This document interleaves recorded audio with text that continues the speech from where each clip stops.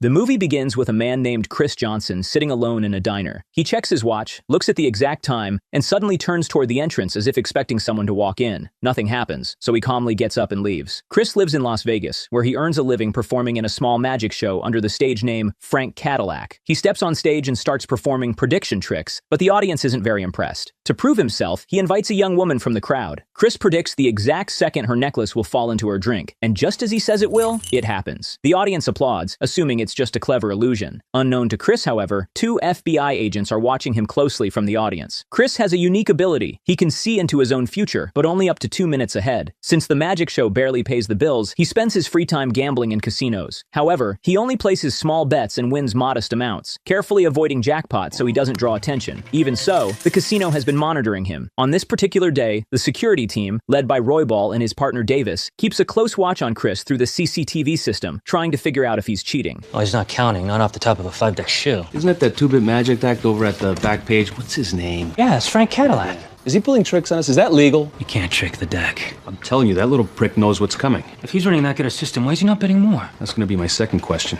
Look at that, he's looking right at us. It's like he can hear us. What table was that? Alarmed, Roybal orders his team to move in and bring Chris in. Chris already sees this coming. He leaves the table and heads to the cashier to cash out his chips. While standing there, he looks 2 minutes into the future and sees a man pull out a gun, rob the cashier, kill 2 people, and escape with the money. As soon as the vision ends, the man approaches. But before he can draw his weapon, Chris lunges at him and disarms him. When casino security arrives with guns raised, they completely misunderstand the situation and assume Chris is the criminal since he's holding the gun. It's his gun. He was gonna shoot 2 people. Realizing he can't talk his way out of this, Chris takes off. All casino security is immediately deployed to capture him. Using his ability to see their moves in advance, Chris skillfully evades them, even as Davis feeds his exact location to the guards through the surveillance system.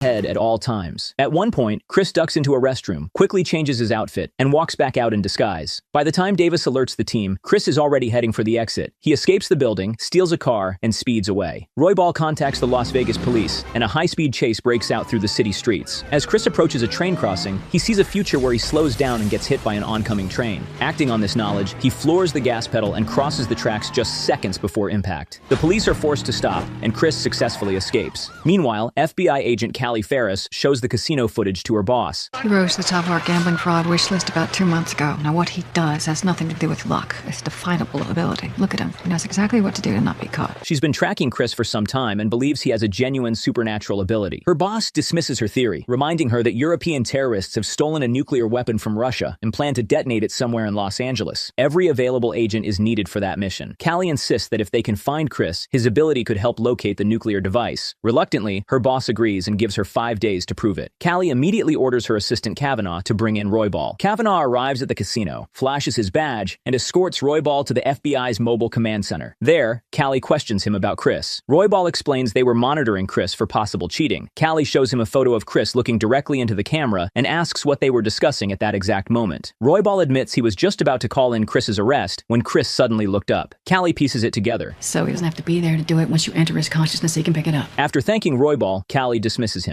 Outside, Kavanaugh warns Roybal never to speak about Chris's identity. Johnson never existed. That's gonna be difficult considering 100 cameras saw him at the casino. Not to worry. Those tapes have been destroyed. Hey, she's single? Back inside, Callie and her team analyze the remaining data and confirm that Chris can see between 1.5 and 2 minutes into the future. At one point, there was a 2-minute, 16-second delay. He never bet, just got up and walked away. Maybe 2/16's too long. He can't see that far. Just then, Kavanaugh returns with news. The police have tracked the location of the stolen car. Meanwhile, Chris drives straight to the home of his old friend Irv while still being hunted. When Irv sees the car, he asks where it came from, and Chris casually admits that he stole it. Irv scolds him for stealing cars and constantly being on the run, telling him that kind of life will only end badly. He also advises Chris to forget about the woman he keeps seeing in his visions, the very reason Chris has been visiting the diner every day to meet her. In his vision, he doesn't know the exact day she will appear in the diner. He only knows she will come there at 8:09 because he saw a clock in his vision, and he doesn't even know which time of day that is. So he comes to the diner twice a day. Basically, about that that girl. When you looked at the clock, did you happen to see a calendar? Because it could be 10 years from now she gets hungry. Chris explains that this woman is special. With her, he can see beyond the usual 2-minute limit of his visions. To him, that means she could be his true love. Irv urges him not to take risks over something that may never happen. Suddenly, Chris freezes. He tells Irv that a woman is on her way, an undercover cop. Irv immediately tells him to run. Cop? Well, then you gotta go. But Chris decides to stay. Hold on. I want to see how much she knows, what she wants from me. Moments later, Callie walks in and asks to speak with Chris alone. Callie hints at his ability to see the future, but Chris pretends he has no idea what she's talking about, joking that she must mean his magic act, and even mentioning that he saw her at the show. Callie ignores the act and gets straight to the point. She tells him a nuclear device has been stolen and is being smuggled into the United States to be detonated. She wants him to use his ability to help find it, appealing to his sense of responsibility. Chris refuses. He makes it clear he wants nothing to do with the government, believing they'll only use him and lock him away. Callie then changes tactics, reminding him that they have footage of him holding a gun in the casino and evidence of the stolen car. That was an accident. He had a gun. He was going to shoot 2 people. Yeah. How'd you know that? No good deed goes unpunished, does it? I can fix your legal problems, buddy, but you've got to step up. Otherwise, your next magic show is going to be at Folsom State Prison. It's ironic, but people like you who try to help have been torturing me, in the full sense of the word, since I was 3 years old. What do they call it? Observed play therapy, featuring the marathon 36-hour, can you guess the next flashcard game? So please, leave me alone and let me live some semblance of a normal life. Chris remains firm and refuses again. Suddenly, armed FBI agents storm the room and surround the building. Then time rewinds. It turns out Chris had only seen this outcome in advance. You're right, I gotta go. Using that knowledge, he quickly escapes through the back door. Moments later, Callie enters the room to find only Irv playing pool. She realizes she missed Chris by just seconds. I missed him by seconds, didn't I? Elsewhere, Roybal is heading to his car in a parking lot when he's approached by a man and a woman claiming to be Gaming Commission employees. They ask what he knows about Chris Johnson. What can you tell us about Chris Johnson? Roybal initially stays silent, then claims he doesn't know anyone by that name. The woman shoots him in the knee. As he collapses in pain, the man pulls out a knife and demands answers. The next day, Chris is once again sitting in the same roadside diner, sipping a drink and staring at his watch. This time, at the exact moment he's been waiting for, the woman from his visions finally walks in. Her name is Liz. She passes a stunned Chris and sits at a nearby table. Chris begins running through multiple future scenarios to find the one where he successfully approaches her. Excuse me, do you have a light? I don't smoke. Sorry to bother you. I have a question about the coffee. The bean they use. Isn't that something you should probably ask your waitress? Please, don't.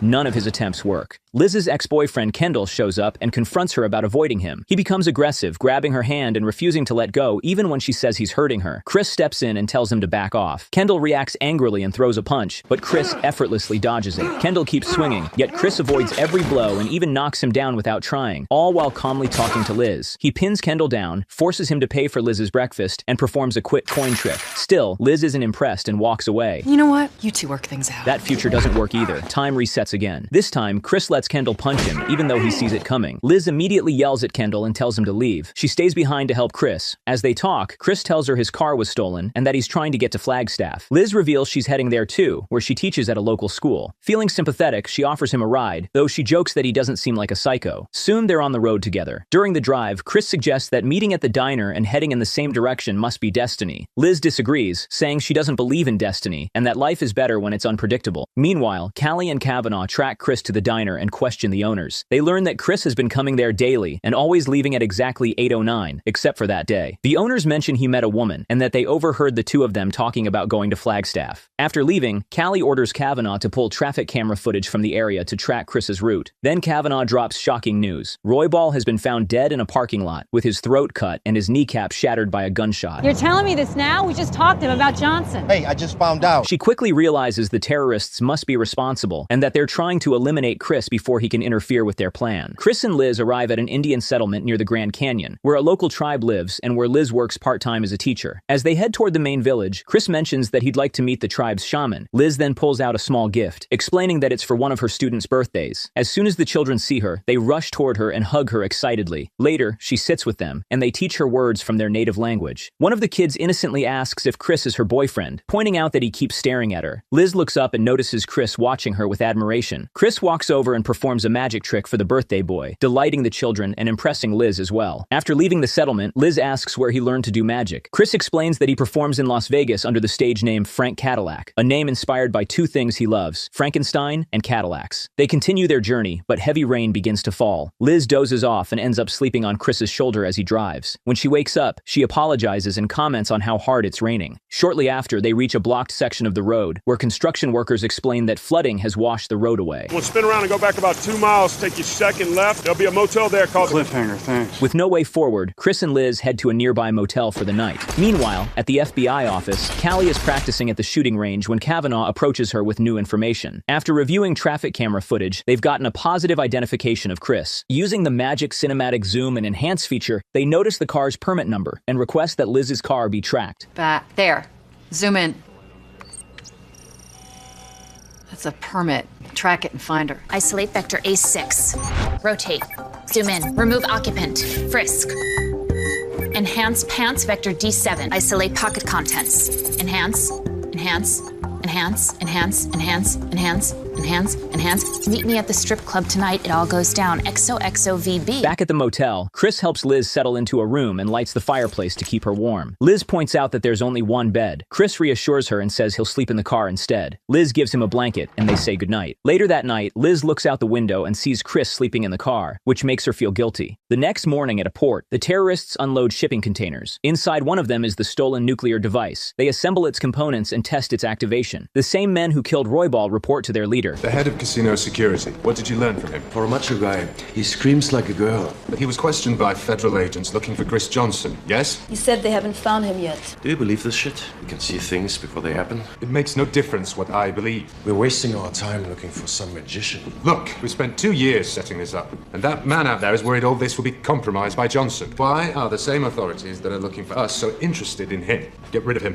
Do it now. Meanwhile, at FBI headquarters, Kavanaugh informs Callie that they've tracked Chris and Liz to a motel in Flagstaff. We found an Arizona DOT foreman who remembered the Land Cruiser. Why would he do that? Well, the road was flooded. He was about to suggest a place to stay. Johnson already knew, right? Exactly. Before they can act, Callie is summoned to an emergency briefing. During the meeting, Director Wisdom announces that a nuclear alert of the highest level has just been issued. He scolds his team for the lack of progress, reminding them that the situation is critical and the bomb could detonate at any moment. Callie steps in and demands full resources and a capture team to arrest Chris Johnson, insisting that Chris is the key to finding the bomb before it explodes in Los Angeles. The director agrees, and the FBI mobilizes all available forces. Unbeknownst to the FBI, the terrorists are closely monitoring their movements. They have already placed a spy in an apartment with a clear view of Callie's office after killing the original occupant. Their leader, Smith, orders his men to follow Callie's team, believing it will lead them directly to Chris. They'll lead us straight to Johnson. Back at the motel, Liz steps out of the bathroom wrapped in a towel. Chris can't help but stare. He charms her by quoting the words of an Italian painter to describe her beauty, then finishes by performing a magic trick, turning a piece of paper into a rose. He hands it to her, and the two share a kiss. Callie arrives in Flagstaff by helicopter. Her team briefs her on their surveillance setup and confirms they have a clear view of the motel. She orders them to coordinate with local police to lock down the area. Afterward, she tells her team that a body was recently discovered in an apartment overlooking her office. Body turned up in an apartment with a line of sight to my office. Slit throat like Roybal. Somebody's trying to follow us to Johnson. Back at the motel, Chris and Liz spend some quiet time together. As they lie on the bed, Liz softly admits that maybe she does believe in destiny after all. Outside, Callie and Kavanaugh monitor the motel from a distance using binoculars. They spot Liz stepping outside and decide to intercept her. Callie insists they wait at least 2 minutes so Chris won't see it coming. Once the time passes, they approach Liz, and Callie flashes her badge, ordering her into the car. Inside the vehicle, they show Liz casino surveillance footage of Chris holding a gun. Callie paints him as a dangerous criminal and a sociopath who is only using Liz to stay ahead of the authorities. Liz is shaken and struggles to believe what she's hearing. Kavanaugh then asks her to help them capture Chris. He hands her a bottle of pills and tells her to drop one into Chris's drink. The pill will knock him out, allowing them to arrest him safely, but she must wait 2 minutes after Chris leaves the room before doing it. Under pressure, Liz finally agrees and takes the pill. Nearby, the terrorists quietly observe everything and report back to their leader as events unfold. Now they're letting her go. Liz returns to the motel room and greets Chris, acting as if nothing is wrong. She gives him some clothes she bought for him, and he thanks her before kissing her. After the kiss, Chris senses something is off and asks if she's okay. Liz denies it and suggests he take a shower while she prepares breakfast. As Chris showers, Liz keeps checking her watch, waiting for the exact moment to add the pill to his drink. At the same time, Callie stares at her own watch inside the surveillance van, preparing to move in. Not far from the motel, the terrorist leader and his men are positioned nearby, with a sniper locked onto the building. When the 2 minutes pass, Liz drops the pill into Chris's drink. As he comes out of the bathroom, she hands it to him. But just before he takes a sip, Liz breaks down and stops him. She hugs Chris and quietly tells him everything Callie and her assistant said about him. She asks if it's true. Chris doesn't answer right away. Instead, he turns on the TV and cranks up the volume, blocking the FBI from listening in. He calmly asks Liz how long the pill is supposed to take to work. After she answers, Chris switches the glasses and goes outside to drink it. From the surveillance van, Callie watches, confused by his behavior. The sniper also sees him, but can't get a clear shot. Chris comes back inside and tells Liz that everything the FBI said about him is a lie. The man in that casino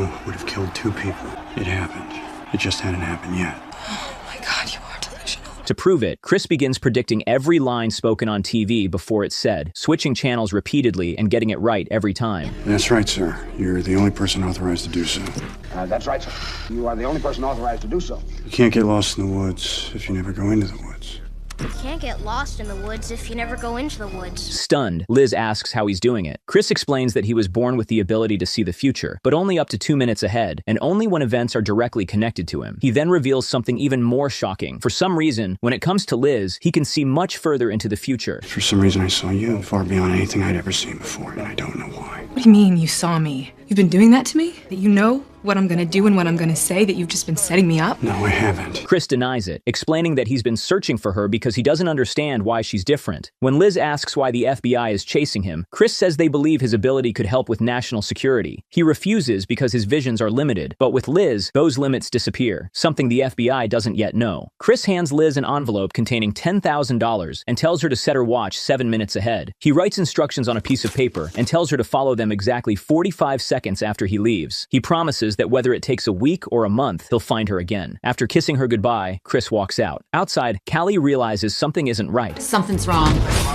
She rushes out and raises her binoculars, only to see Chris already outside, staring straight in her direction. Without hesitation, Chris jumps down the nearby slope and takes off. Callie immediately orders all agents to pursue and capture him alive. Following Chris's instructions, Liz starts the car, puts it in gear, and drives it down the slope. The car crashes into a water tower, causing it to collapse and sending heavy logs and equipment rolling downhill. As Chris runs through the wooded slope, the terrorist sniper fires, but Chris sees it coming and dodges the bullet at the last second. Logs, debris, and the runaway car thunder down the slope, blocking the agents chasing him. Chris narrowly avoids being crushed, calculating each move perfectly as he escapes to the bottom of the mountain. Callie is already there, waiting with her gun raised. You know you're not gonna shoot? She sees massive logs rolling down the mountain straight toward her. She realizes that the only way to stop Chris is to sacrifice herself and provoke him into rescuing her. You're gonna let me die? Unable to leave her, Chris rushes forward and pulls her to safety just as the debris crashes around them, trapping them both. More agents arrive, and Callie immediately orders them to take Chris into custody. No good deed goes unpunished, does it? From a distance, Smith and his men watch as Chris is captured. Smith calmly makes a call and orders one of his operatives to abduct Liz and use her as bait. Moments later, the man drives up to her, points a gun, and kidnaps her. Afterward, Chris is taken to FBI headquarters where he's strapped to a chair. Special clamps are used to hold his eyelids open, preventing him from blinking or closing his eyes. Once everything is set, Callie thanks him for saving her earlier, then turns on a television. The plan is simple. Chris will watch live broadcasts and look into the future to see when and where the nuclear bomb will be detonated. And every television station in the world will broadcast the precise details of its detonation. Push that 2 minutes as far as you can and find it.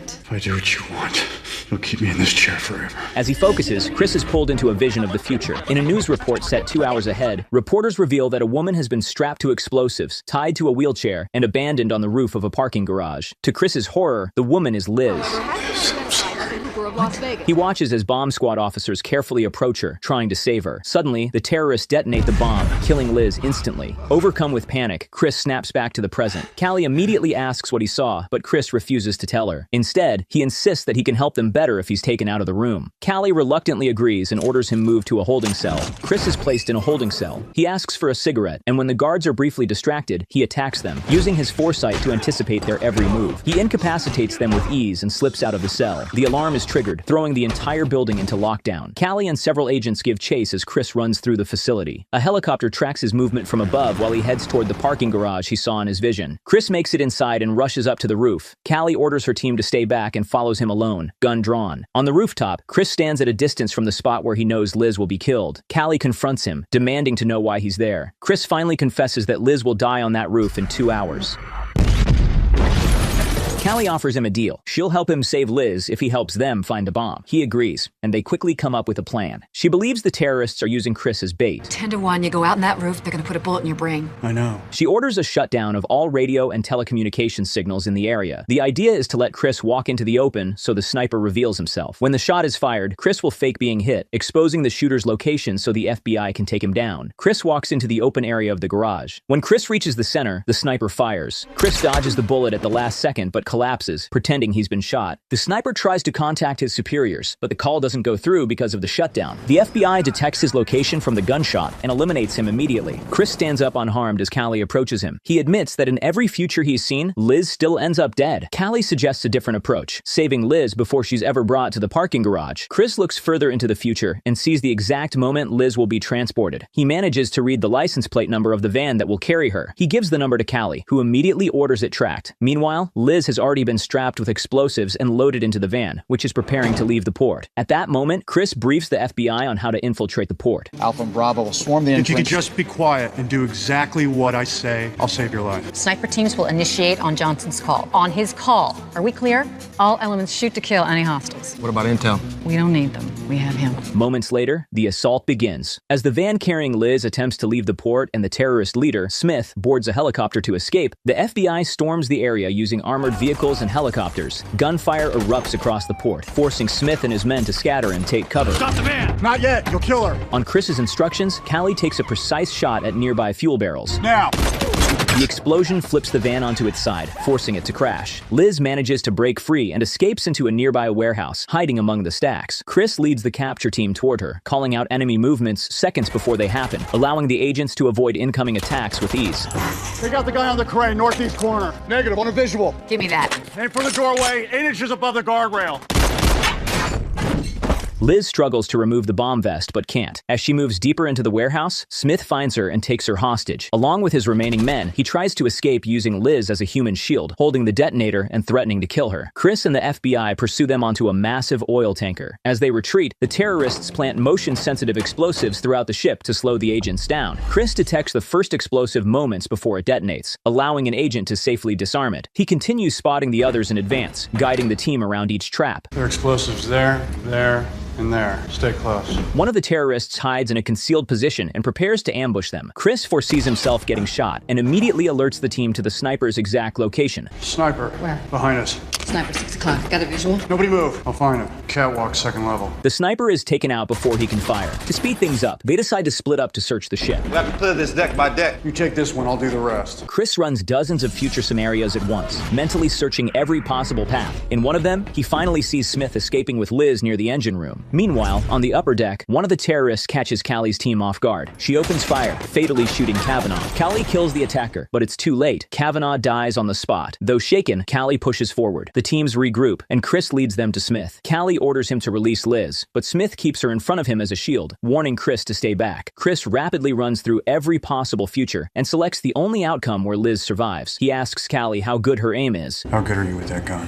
Very. Chris advances. Smith opens fire, but Chris anticipates every shot and dodges until Smith's gun clicks empty. Smith reaches for the detonator, but Callie shoots it out of his hand, then immediately fires again, killing him. Liz is rescued, and the bomb vest is removed, but Callie tells him it's far from over. The nuclear device is still missing, and it's already been activated somewhere. Chris is brought to a seismograph, meant to help detect the explosion's location. As he stares at it and looks into the future, his expression changes. He suddenly realizes the truth. Liz was only a distraction. While everyone focused on saving her, the bomb was set to detonate elsewhere. I made a mistake. It's happening. When? Now! The shockwave tears through the city, wiping everything out and killing millions. Then, time snaps back. It's revealed that everything we just saw was another future vision. Chris is still lying in bed with Liz at the motel. Realizing what must be done to prevent that future, Chris makes a choice. He calls Callie himself and tells her he'll cooperate fully and help them find the nuclear device, but only on one condition. Liz must be left out of it completely. Callie agrees and says she's on her way. Chris wakes Liz and tells her he has to leave. She asks if he'll come back. Chris promises that he will, even if it takes a week or a month, and asks her to wait for him. Liz agrees, and they share a final kiss. Moments later, Chris waits outside as Callie arrives. She asks if he's ready. Chris nods, gets into the car with her, and they drive off together.